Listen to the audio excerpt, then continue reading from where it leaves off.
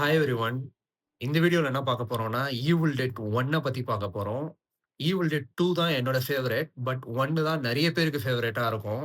ஏன்னா, அதுல வந்துட்டு ரொம்ப பழைய படம். அது வந்து ஒரு 5 பேரு ரொம்ப லோ பட்ஜெட்டான ஒரு ஃபிலிம் அது வந்துட்டு 1981ல ரிலீஸ் ஆயிருந்தது ஒரிஜினலா.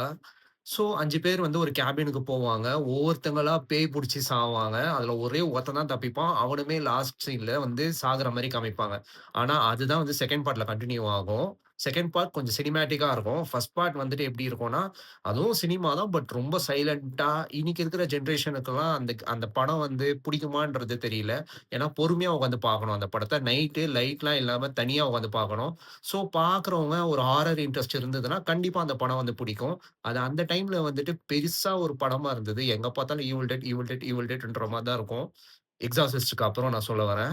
ஸோ உங்க யார் யாருக்கெல்லாம் வந்துட்டு ஹாரர் மூவிஸ் பிடிக்கும்ன்றவங்கலாம் வந்து இந்த வீடியோவ லைக் பண்ணிக்கோங்க. இந்த மாரி கன்டென்ட் உங்களுக்கு புடிச்சிருந்தா இந்த சேனல வந்து சப்ஸ்கிரைப் பண்ணிக்கோங்க. அடுத்த வீடியோல பார்ப்போம். பாய் பாய்.